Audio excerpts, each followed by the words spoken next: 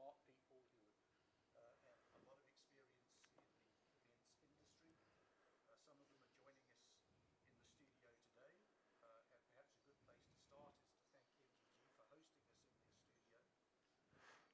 Others are going to be joining us remotely, but everybody that is going to be joining us has something meaningful to say.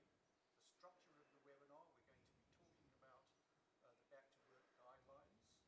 They are available in the handout section of this webinar, so if you go down to the handout section, you'll be able to download all of the documentation. So we're going to be talking to you for about 40 minutes. During that time, there's an opportunity for you to ask questions using the questions tab on the screen. And what we'll try to do is to use the last 20 minutes of the webinar to respond specifically to some of the questions that various people have asked. I'm Kevin Jones. I'm the Executive Director of SACIA, and I'm going to ask the various panel members that we have with us right now to introduce themselves and talk a little bit about their contribution towards the development of these guidelines and why it is important that we put these guidelines together. So perhaps, Phil, if I could start with you. Thanks, Kevin. Good morning, Phil Prinsloo from A Year to Events, specializing in environmental health and safety in the events industry. My main focus was to be part of this journey as we start the conversation with the decision makers in government, so we can start talking about getting back to events as soon as we can, but obviously wanting to balance that with practical solutions and legal responsibilities. Thanks, Kev. Yeah, great. And Sharif? Good morning, everybody. My name is Sharif Baker. I'm the current sitting chairperson for the Technical Production Services Association of South Africa, that's the TPSA, as well as the current sitting chair for SACIA.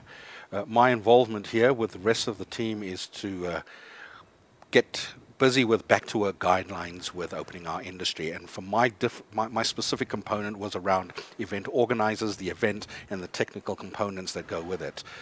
So that's my contribution, and we're looking forward to unpacking it here with you today so we can move swiftly along in ensuring we can open up our industry sooner rather than later.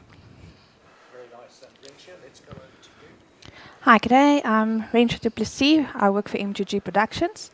I helped with the risk assessment as well as the PPE side, wearing masks and gloves because we all want to get back to work as soon as possible in the events industry. Yes. Very nice. And then Mike Lord, who's chaired the Event Safety Council and been the driver behind this initiative. Mike, perhaps you can just, I've just introduced you, but perhaps Thanks, you can Kevin. introduce yourself. Yeah, so Mike Lord from Alliance Safety Management. I'm the interim chair of the Event Safety Council. The Event Safety Council has kind of been born out of an initiative out of America called the Event Safety Alliance. And with working with the Event Safety Alliance, we've created a council within the South African environment and also with your makings in Africa in driving event safety across the continent. We've taken this opportunity to delve into why guidelines are important around COVID-19 and why we need to reopen. The events industry came to a grinding halt in March once lockdown happened. The supply chain has completely dried up, and we have to find ways to get back to work. We have to find reasonably practicable solutions to be able to gather and get together in organized events. So thanks very much, Mike. Phil, maybe you can just give us some insight. Mike just said that the events industry has shut down since the introduction of the COVID-19 measures. Just give us an indication of quite how these measures have impacted on the industry. Kevin, on the 26th of March, we were in the fortunate position of doing an event on the 25th of March. Yep. On the 26th of March, events were first out. On the lockdown of level 5, all mass gatherings were stopped immediately. And that in the risk categorization level 1 is not even considered. So until we get to a position where legally we're allowed to gather, mass gatherings or events as we know it has come to a complete stop. And Sharif, perhaps you could just jump in and give us some insight. What does this mean to the events industry and the people working in it? Well, Kevin, what it means for us is an absolute deadlock. Once the president announced that the Gathering Act was in place, every event was shut down. It impacted, yes, companies. Yes, it impacted the economy. Personally, it impacted our freelancers, our individual technicians, very, very harshly, because majority of our industry is run by freelance technicians, and it's hit us extremely, extremely hard. And this is the reason we all decided to get together in trying to put something in writing that we can present to make sure our industry can be boosted back to some form of normality. And Mike, what are the biggest challenges that we face as an industry as we prepare to go back to work? What are the biggest challenges that we face? There's been conversations about churches being allowed to reopen with 50 congregants. What is it that's unique about the events industry that doesn't allow us to take those back to prayer protocols and bring them into the events industry?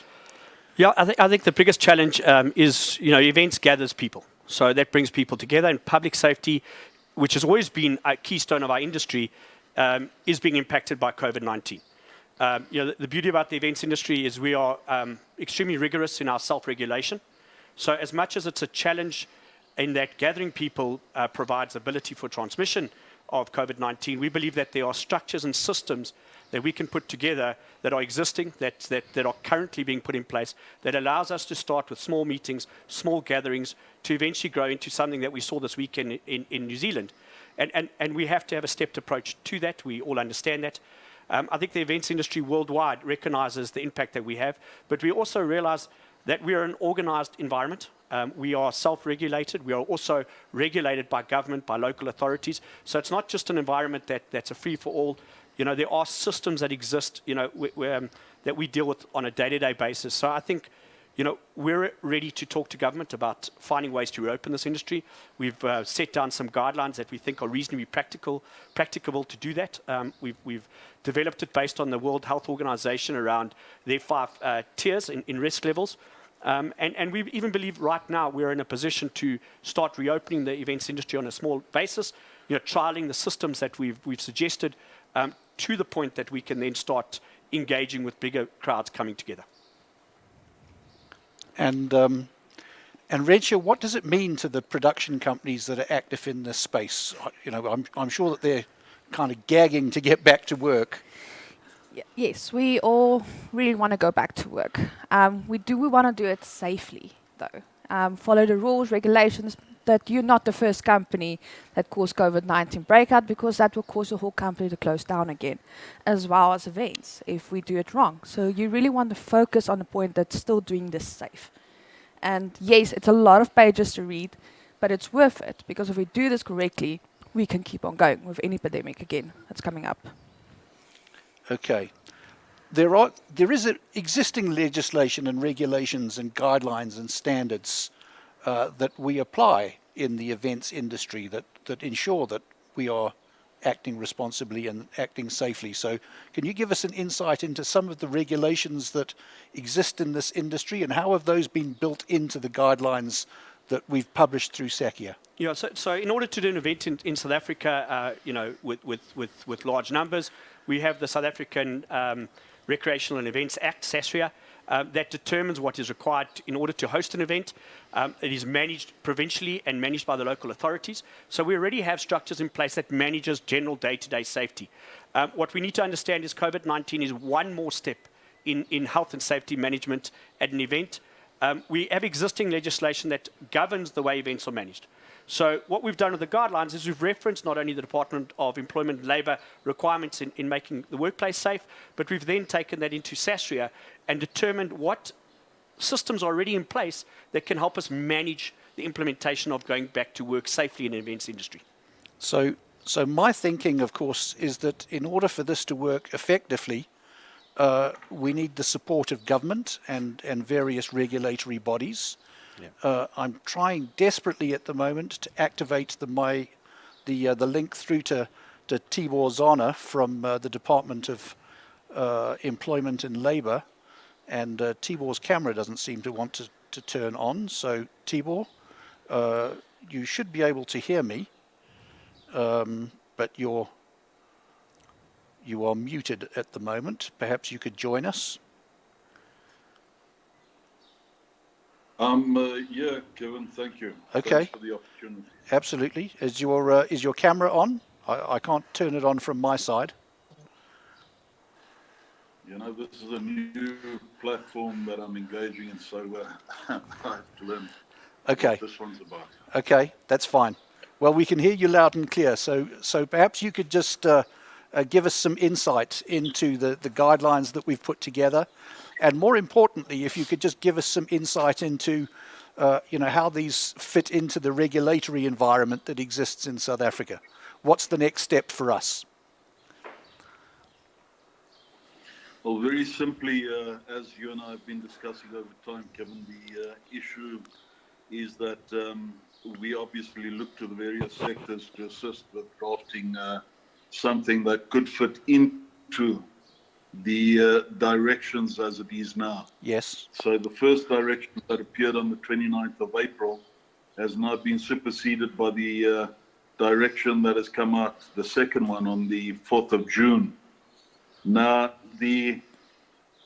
any guideline must be specialized in terms of the sector that it is going to operate in, if I can use that terminology. Yep. So what you're looking at is something that is better than the current direction and is very specific. So, for example, and here's a very simple example, a cloth mask might suffice in an office administrative environment, but it definitely won't suffice in a chemical environment. It also won't suffice in an environment which is very wet, for example. So you're looking at what is it that is specialized within your sector and what can be done that will align your sector to what is currently in the directions and also make it a lot better. Now, one of the big problems that we have with the legislation in general, and something that we are struggling with in terms of, and I say struggling because our enforcement component is the last area that we want to resort to. Our first one is always that we want to take people along with us, and therefore we engage with them in this sort of environment that we are busy with now. So what it simply means is, when I look at your environment, yours specifically, who is going to be responsible for making sure that whatever you put in place is in fact adhered to? And that is the biggest problem with legislation in general. Our compliance rate is 55%, but I'll state at the same time, we do not hesitate to recommend prosecutions against employers across the board wherever it is required, where employers fail to comply with legislation. And this is a problem because it's the last of our actual model that we have, where how it works is there are three components to our model as inspectors. The first one is the advocacy component, where we raise awareness, make people aware of legislation in general and what they're required to do. The second part, and I'm simplifying it, is the monitoring component of the inspections. We go out and see if employers are complying. Now, there's a requirement on both the employer as well as the employee and contractors in general, and then our legislation also can apply to people, and that is general public who may be exposed to activities of an employer and the employees, if you like. So if I look at your industry, who are we going to hold accountable if things do go wrong? And obviously, if they do go wrong, and you'll remember that there have been various events where there have been accidents that took place. The last one was not too long ago, where a person fell several meters from the roof level of some other stadium. Now, in that instance, we have to delve very deep to try and get to the bottom of who can be held accountable under those circumstances. And while your industry is doing what it is required to do, I am faced with a similar problem that we try and work with an all-inclusive sector and not a component or components within the various sectors. So I'm aware of the dynamics of your industry, but I'd also like to know that if this document does go forward to NEDLAG, and everyone knows what the purpose of NEDLAG is. It is a body that is comprised of organized labor, organized business, various government departments, and then there's a community component as well. Now, these different role players, if they give the okay to whatever is being put in front of them, and if you look at the back of the direction, it's a requirement that it goes to them. If they approve it, then that thing will then go ahead, and basically the inspectors will be required to look at enforcing that, if you like. Now, NEDLAG, as I indicated to you the other day, they can accept it, they can reject it, they can make changes to it. So it all depends what they decide to do with the document. It's not up to me, although I sign off on the document for publication. I will be dependent on them to approve the final document for publication. Now, if it goes to them, yourself or whoever you nominate will be able to interact with NEDLAG on the document to give the background and everything else that is required. I would like to know, though, that the document is going to be an all-inclusive and not something that is going to be run where not all your industry members are in fact playing a role in this thing, because once it becomes legislation, everyone will be. You see, something that happened is that I don't want a legal challenge from any one of your parties that might not be privy to this document. So that is something that you and I haven't taken offline, but it's something that we need to discuss nonetheless. So I've given you an overview. The crux of the direction of the three parties, employee, and members of the public. That is what the document covers. If you've sufficiently covered it and you give the inspector sufficient teeth to be able to administer the document, then NEDLAG shouldn't have too much of a problem with the document itself. So those are just some of the elements without belaboring the issue. Given that it's difficult that you can't see me either, let me put that on the table and then answer any question that you have. Thank you, Kevin. That's fine. So actually, we have a screenshot that perhaps, Johan, if you could put it up onto the broadcast. One of the key things that we've done in developing these guidelines is that we've worked very closely with all sorts of other associations active in the event space. Some of the bigger ones, AXO, the African Association for Exhibition Organisers, the Event Greening Forum, SITE, EXA, SACIA. So this has really been a collaborative effort in terms of putting it together. And Glenton, I'm going to invite you to join us now. Glenton de Kock is the Executive Director of SACIA, the South African Association for the Conference Industry. Glenton, you're muted at the moment, and I'm also not able to. I'm going to send you a webcam. Yes, absolutely. So maybe you can just give us some insight into the events industry and the events council and the interaction, the relationship between all of these various associations that have participated in this process. Okay, Kevin, and good morning. Thanks for the opportunity. So just leading from the previous speaker, the clarity that we had from the onset, and I think everybody is aware of the fact that we've shut down as a sector.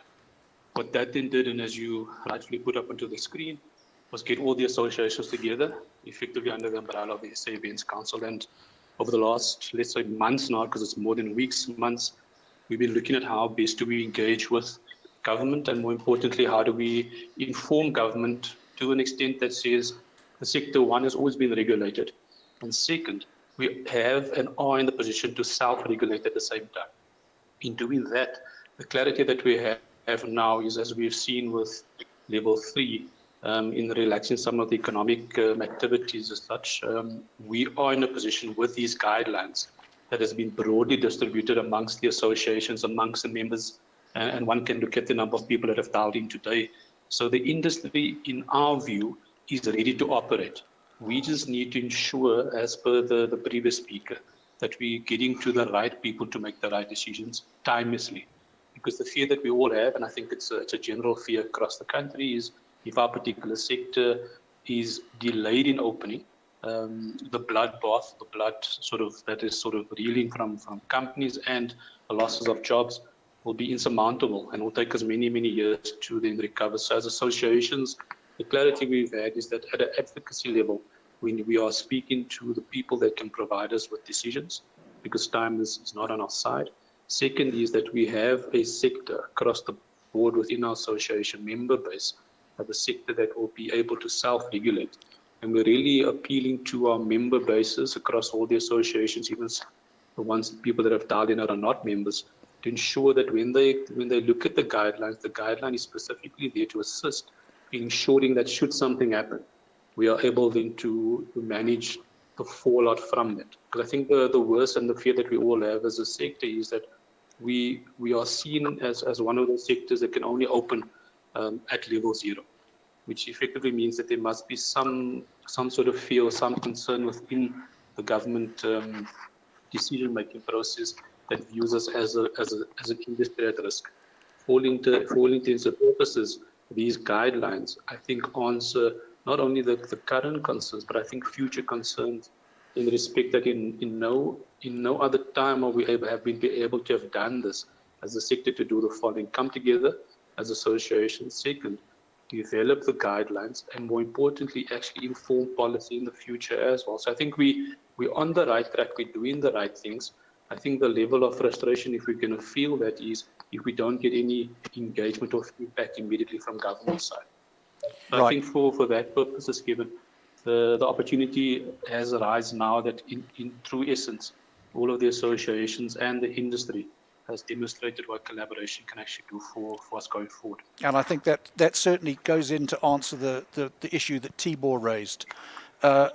Perhaps, Phil, you could just give me some insight into the kind of organizer or the kind of events, many different kinds of events that exist in the market. But before you answer, I'm going to put a poll up onto the screen. So the poll is really just to get an idea of the kind of events that people are involved in. And so while people are answering that question, Phil, can you just kind of give us a broad spectrum? What kind of events are we talking about? So, Kevin, the guidelines and our focus has been on entertainment and, excluding the sports events. The sports bodies belong to the sports department and they started their own journey. So this is for entertainment, exhibitions, so any event that's in that entertainment that brings us together. Conferences, debates, music concerts, anything that has to do with us coming together. That is what the focus is about. General events, all of them. Okay. So I'm going to ask Justin van Wyk to join us and give us some insight into the application of these guidelines in the music industry. Before I do so, just keeping a note here, at the moment 42% of participants in this webinar have voted. So I'm going to leave it open for a few more minutes. But Justin, if you're available, I'm going to activate your webcam, and perhaps you can just give us, whilst the poll is running, you can give us some insight into what's happening with the music industry and how these back to work guidelines may assist you. Kevin, thank you for having me. So we're obviously in a very tough space, the live entertainment industry as a whole. Social distancing isn't possible in our industry. We thrive on having people seated and standing very close to each other. So the foreclosure of our industry has been devastating to everyone that operates in this segment.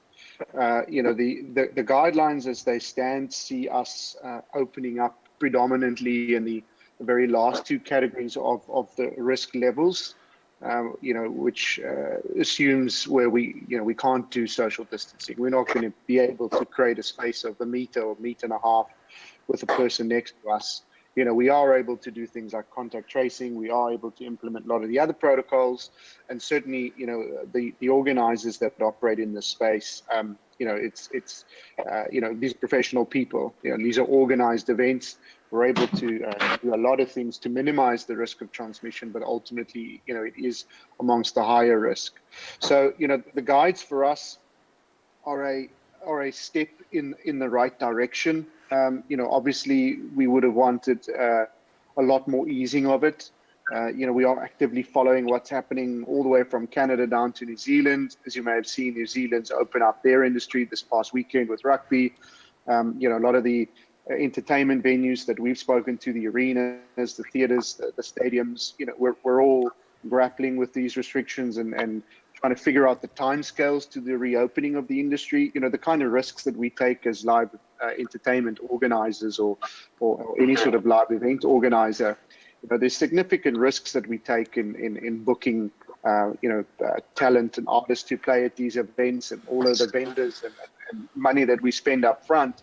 And, for us, we want certainty that if we do book an event, say next year, July or the December this year even, that these events are going to be able to go ahead. What we don't want is we go ahead with our event, we commit substantial amount of money and effort into putting on an event, and then we get, we get upgraded back to level 2, or we don't get permits for the event because of uncertainty around the regulations. So it's a challenging time for us. The people in the industry are hit particularly hard. Entertainment venues, promoters, event organizers, festivals. We're an important part of the social fabric, the cultural landscape of South Africa, and there are hundreds of artists sitting at home today without any form of income. Streaming is, people have tried streaming. Streaming's a great way of staying relevant. It's, unless you're BTS, which has made $21 million this past week live streaming to 750,000 people at $34. It's not a viable revenue stream. It's really challenging to get people to pay for this content, for this live content. So, we want to get back out there. We want to perform to the fans, and we want to get people back in venues. Justin, if I can just pause you for a second, I want to share the results of the poll that we had. Actually very interesting to see 68% of our audience involved in events, music, theatre and public entertainment. So a significant portion of the audience involved in that sector. And then 44% exhibitions, 53% conferences, 44% social events, parties, funerals, weddings, and 25% community events. So a nice mix of people. Tibor, I know that you have to leave quite soon. You have another webinar at 12 o'clock. So before I excuse you, can you just kind of chime in with some closing comments from your side? I know that you were concerned that we had not been as inclusive as we could have been in developing these guidelines, but certainly from what you heard, I would hope that those concerns have been addressed. Tibor?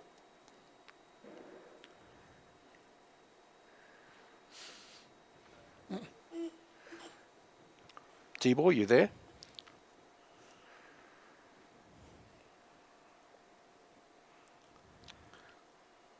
No? Glenton, perhaps you could pick up on that. Then I can proceed with that. Okay. Sorry about that. Yes, Tibor, sorry. I know that you've got a tight schedule, so perhaps you could just share your insights.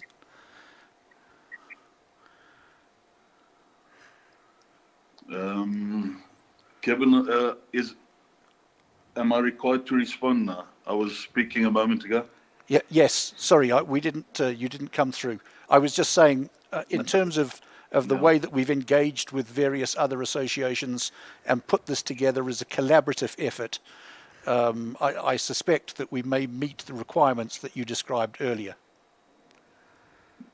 Yeah, what I'll do is I'll move to take the matter up with NEDLAG, but obviously there are other government departments that need to be involved in this, that needs to make the decision around opening up for the events industry. So that will be quite that will take some work between now and next Monday. So between then and between now and Monday, you and I will engage as I progress on the matter. Sounds But good. thank you to you and the team. I do appreciate the opportunity, and yeah, let's remain positive about the way forward. As difficult as it is, I'm under no illusions. I will see what I can do from my side insofar as it is within my power. Thank you very much, Kevin. Sounds great. I suppose I have one last question for you, if you don't mind me asking it before you have to leave, and that is around SACIA, because the Events Act actually falls under the kind of the control of the Department of Sport, Arts and Culture.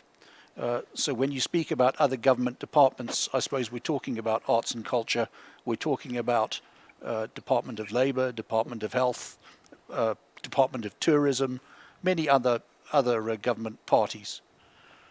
Those are the parties that we'll have to engage in terms of the discussion around the document and obviously opening up the industry. So you're 100% right.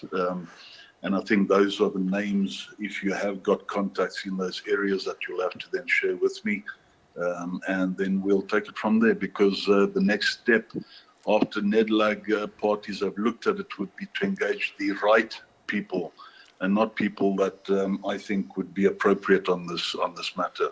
So I think post this discussion, at the end of today, you and I can engage again around the appropriate people to be on that particular forum. That sounds great. Thank you very much. Glenton, I know you've been working quite closely with the Department of Tourism through the Tourism Business, what is it, TBF, SA? Tourism Business Council. Yeah, Tourism Business Council, sorry, mucked it up. Maybe you can just give us some insight into what we've been looking at with the Tourism Business Council. So with our sort of seat and working the relationship with the TBCSA, we've obviously have, and I think many members on the call have seen the general tourism health and safety protocols.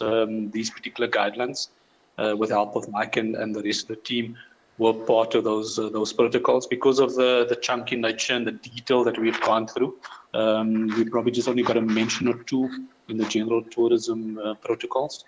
But suffice to say that with the guidelines and with the guidance we've been given by TIBO now, we effectively have got a way forward in respect of getting the sign-offs we require for the guidelines, but more importantly for us to get reactivated sooner than anticipated at present. So I think everybody that needs to be consulted and be engaged with and work towards, I think within the SA Events Council, under the umbrella, and with the work that we've all done collected, I think we're closer than what we anticipate. But as Thibaut said, we need to get to speaking to the right people to get the right decisions made as soon as possible for our sector.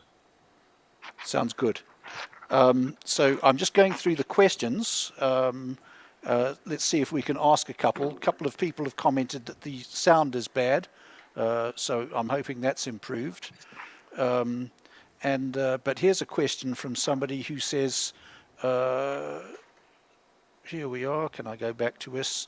Basically the question is, when do we think we are going to be able to host events again as per the regulations?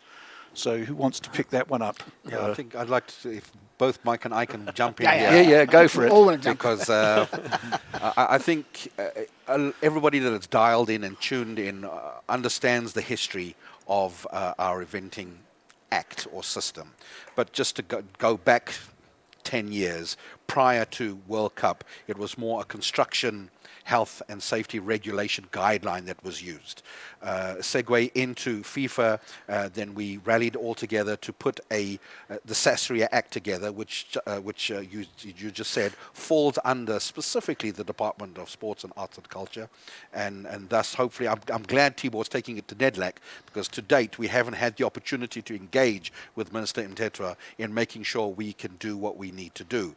With regards to opening our event, the Minister has, under the SACIA Act, has spoken on numerous occasions with the Sporting Federation, which is SASCOC, and we admire him for that. Thus, we have now stepped up to the game and formed the SA Events Council with all the entities and associations collectively speaking to specific guidelines that speak to specifically our event and not the construction company. Therefore, opening of our events based on the guidelines that we've put out, once ratified by NEDLAC, should be able to happen immediately. But I defer to Mike, that has had an intimate knowledge with this document with regards to as a specific date. In my mind eye, we can open tomorrow. But Mike, my friend, I defer to you, my friend. Yeah, so what we did in the guidelines is we believe that right now we can open small meetings, small conferences, things are under 300 people. And why we believe that is because we have already organized systems in place that can manage the 4 pillars or 4 cornerstones of COVID-19 transmission, prevention control measures, and that is social distancing, protect, detect, communication, and contact tracing. So we believe that can be easily managed right now under level 3, and we believe that organized events can be held under specific, clear guidelines of what we need to do. And we've talked about that within the guidelines. And we believe a step-by-step approach will help us govern how we do this. No one's expecting to put on events of 5,000 people. And part of the whole process is based on a risk assessment, which is the requirements of the occupational health and safety. And that it details the kind of risk profile an event will be. We've worked with the World Health Organization's 5 levels. We spoke about them previously, and we think very low risk profile events with limited exposure or low exposure can be held safely and can be done with health and safety of public in mind and workers and so forth. So we have the opinion that under level 3 we can do that. And as we move down the levels, level 2, level 1, we're then able to open up larger audiences where it becomes a little bit more complex to manage. But we believe that we have the wherewithal and the ability and the structures in which to manage it. From a policing and legislation and oversight point of view, and Phil can talk more about this, is we have existing structures. We have South African Police Services requirements in managing events that's in place. We have local authorities that are currently regulating events. To add this to their portfolio with the various departments and local authorities and disaster management centres can be very easily implemented working together.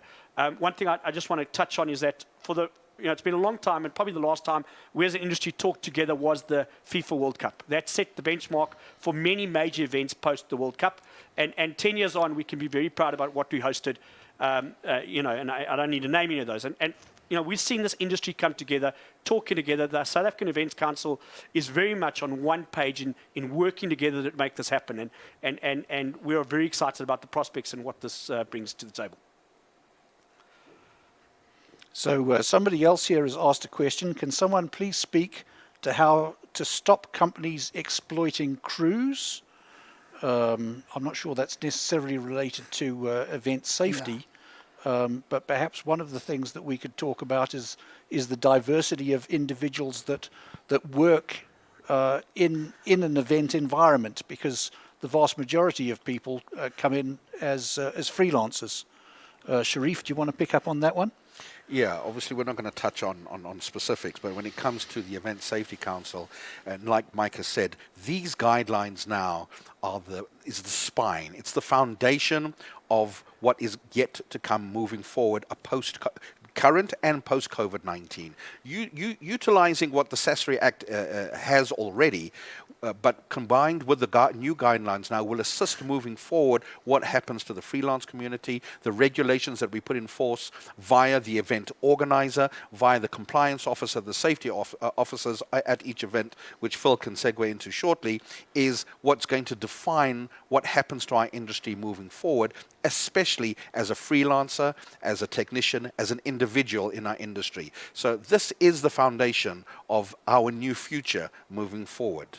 So here's another question. On the whole, thank you, says one of our delegates, for a thorough document. If there is one aspect that is hugely problematic, it is the criteria used to determine the risk of exposure profile of an event is the number of attendees, not the duration of the event, the type of event, the audience profile, etc. In this document, a group of 5,000 recovered and possibly immune people meeting for 30 minutes in a field has the maximum risk profile way higher than 50 elderly people meeting for 2 days in a basement. So, Mike, perhaps you can talk about the criteria that we looked at when we tried to determine the risk profile of an event. Yeah, the criteria is a very difficult, emotive, subjective opinion. It has to be based on a risk profile. Every risk, and rightly so, 300 people can easily be a high risk depending on the factors that fall into that. You know, the World Health Organization has a risk assessment that talks into how to categorize that. We fell short of not adding that to the guidelines. And the reason being is that we want to give freedom to the event organizer to determine their risk profile depending on their venue, where they are, what type of environment. We don't want to dictate what those terms are. We do feel that to open under level 3, we have to cap the capacity. We've got to get to work, and there's no point in trying to put 5,000 people together in an environment that will frankly not be safe right now. But we feel that over a short period of time, whether it's 2 to 6 months or further, that we can then look at models that work worldwide and adopt those locally. I think, you know, your risk assessment will determine your risk profile. And event organizers are professionals. They do this for a living. They are easily able to understand the risk profiles the event brings and the various technicalities, whether it be food, toilets, queuing systems, point of sale issues. We've touched on them within the guidelines and put in recommendations and processes to help us manage, you know, how do we do a 1,000 square meter exhibition? How do we do an exhibition that has 10,000 people separated over time slots? There are various mechanisms and ingenuity that will come into the way we do business going forward. And I don't think the guidelines are there to stop that. So I think to get us open, to get us into an environment where we can host events, we feel that a capacity event of under 300 with very tough controls or rigorous controls allows us to be open under level 3 lockdown. Kevin, could I just jump in and say, this is new to all of us. That risk assessment is being done by venues, but then we've got this gap between the local authorities. How do approved layout plans look, seating plans look, you know, for social distancing and seating and that type of thing? The police have to only focus on the regulations that are not in their hands yet. So this is a journey. We're going to have to find our way in all this. NEDLAC is fantastic. The departments are fantastic. But we need to bring all of those people together, local councils, police, so that we're all on the same page. It's senseless to have a fantastic plan that we all believe in with a risk assessment, but it is not supported by, for instance, the local councils, event safety department. So we'll have to bring all of these things together very quickly. And I'd like to echo on that, riding on the back of what Phil is saying. The beauty of the Event Safety Council back to work guidelines runs concurrently with the Event Safety Alliance of America and Europe, as Mike has justifiably said. So this is a document that can be used nationally throughout South Africa. It can go through all the different ESPC venues, all the JOCs, all the police stations, all the municipalities.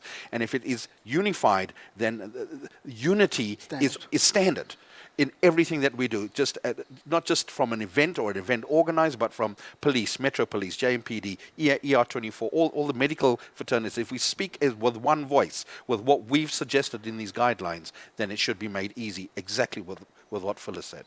Okay, so another of the questions that's come up with churches being open and funerals being open, what is stopping conferences from happening when we are probably able to social distance and police far better than takes place in a church or funeral? Who wants to pick up on that one? Mike?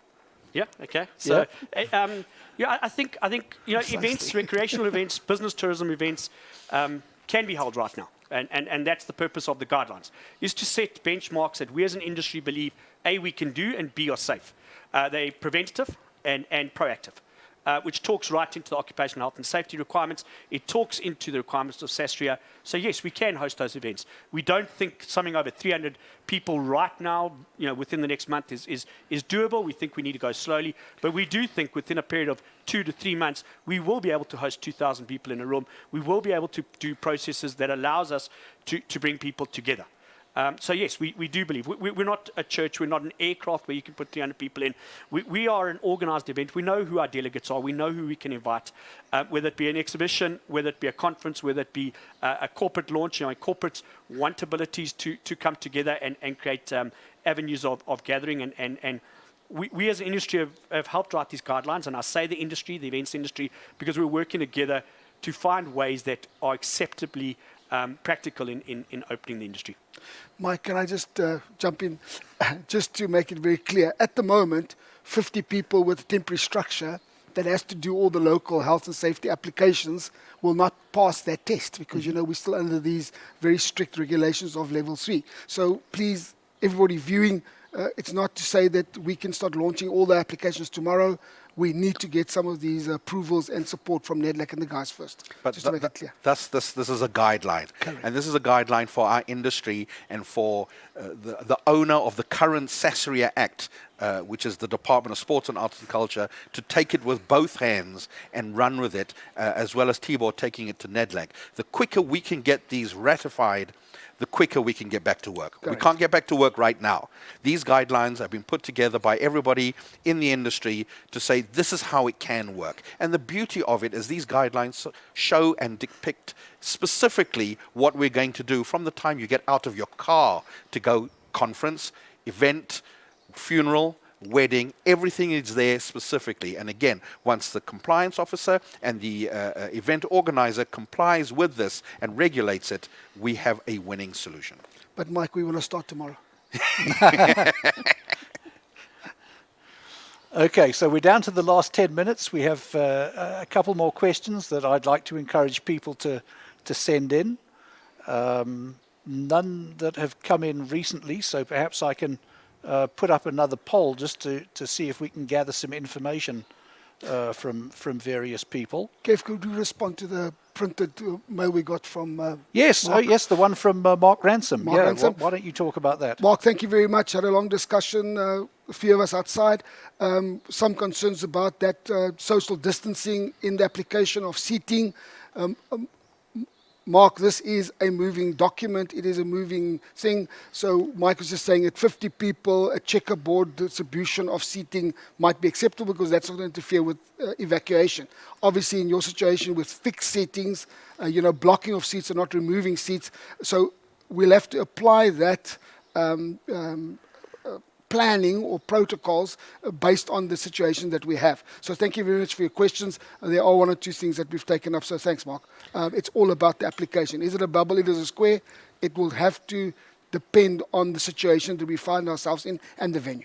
But I think it goes also further, and I like to over and above that, what we were trying to do now and what you're trying to do with this poll, it goes beyond the SA Events Council and the associates with it. It goes to everybody in our industry pooling together with some type of poll or document that can be presented to SACIA or the Events Council, that when we present to NEDLAC, we are unified. And it's something that I personally have been pushing and promoting from day one. I love the African word Ubuntu, and I'd like it to stay, and I'd like it to be part and the core of what we're trying to do. And if we all stand together, this document can see the light of day at NEDLAC and the Department of Sports and Arts and Culture, Department of Labour, Department of Health, and we can get back to work. So we need to pool together, all of us together, not just the people that form the Event Council.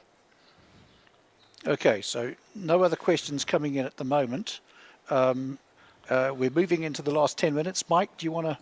Yeah, if I can just jump on what Justin and Glenton have said from a SA Event Council perspective and the broader aspect of putting on events. I think the most critical thing in everything when writing guidelines, and the reason why the Occupational Health and Safety Act is so broad in its interpretation is it's about each sector needing to look after themselves. So, we've inherited the SACIA Act, And part of the South African Sports and Recreational Act is about governing health and safety in the workplace. And that workplace is the event site. So, we have to work together in collaboratively. This is not about the event organizer taking the load or the financial burden or the operational burden. It's about the venue, the stakeholders, the role players, the sponsors that we need to be able to make things happen. It's about all those role players coming together and then forming that plan that talks to this. The idea with the guidelines is to ensure that the current legislation, the current thinking, the current best practices apply, that we understand what those are. For us, whether we face terrorism, crime, and now this pandemic, it's one more item we need to worry about in the events industry. And we're very good at applying our minds and putting in systems that talks to that. So, the question of how far is social distancing, what is that? I think that can be easily interpreted. And what's really important here is putting together our strategy on how we will run our event and how we intend doing that. And the beauty about events is it's all about being, innovative. And our clients and the people that are putting on events need ability to be innovative. And the guidelines will help them do that. Yeah. Absolutely. So we had some questions that have come in. Samira Pillay has raised her hand in order to ask a question. So Samira, I have unmuted you. And if you want to, no, here you go. If you want to ask your question, you're able to go ahead.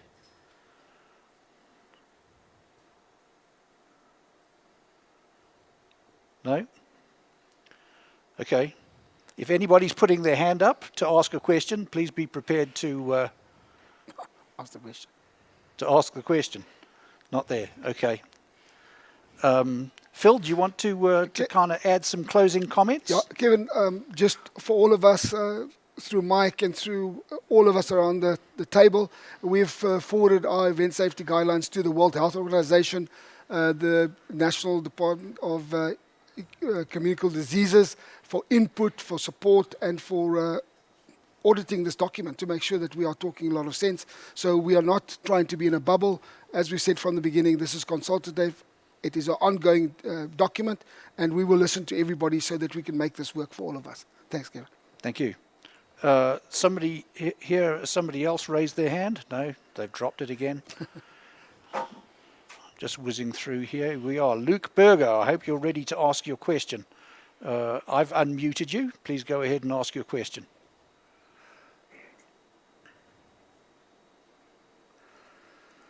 We can hear you, Luke.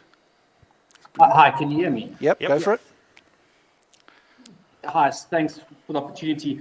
Sorry, my connection broke up a few times, so I missed some of the communication with regards to this proposed act. Where are we able to view this, just to also get understanding if we ourselves are similarly aligned, to this ongoing process? Luke, are you talking about the guidelines? Yeah, correct. If you go to the handouts section of this webinar, you can download them from the handouts section of the webinar. Alternatively, if you go to the social media sites managed by SACIA or any of our special interest groups, or EXA or SACI, or any of the associations, they all have it available as a download from their social media sites. Okay, I'll have a look there. Appreciate it. But if you just scroll down, look under handouts. It says handouts 1 of 5. That's where you can download it right now. Okay, so thanks very much to Luke for his question. I'm going to take one from Lo Pretorius. So, Lo, I have unmuted your microphone. Is your question there? Lo Pretorius? Come, Lo. Okay. Sorry, if you've raised your hand, I'll give you an opportunity to ask a question, but you have to be ready to ask it. Lenita, is it? Lenita McInnes Grasmuck. That's an interesting name. Again, your microphone is unmuted. You're self-muted. Have you got a question that you want to ask?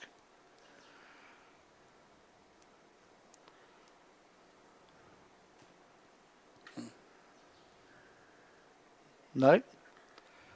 Nothing. Okay. I think we're into the last couple of minutes. Phil, do you want to wrap? Let's just go quick. No, sir, I'm done. Sharif? I've spoken. I think it is incumbent on everybody, and I know it's a long document, but is to read every single line in this guideline, especially if you're an event organizer. It is imperative that you understand what this council has tried to do for us collectively, especially the work that Rinthi has put in with regards to risk assessment, with specific to eventing and not just construction. I think it's imperative that everybody reads it, and if there are any comments, please, we feel free to ask and submit, and because it is a living, breathing document, and I'm pretty sure any of us sitting around the table, including the Event Safety Council Chair Mike, will be more than willing to assist and help in adjusting and changing it. But we've got a document to work with now. Let's make it work for us. Renthia? I just wanted to say, guys, we all together in this. As long as we all work together, this can work. If one of us do not agree and not going to bring their side, this is not going to work overall.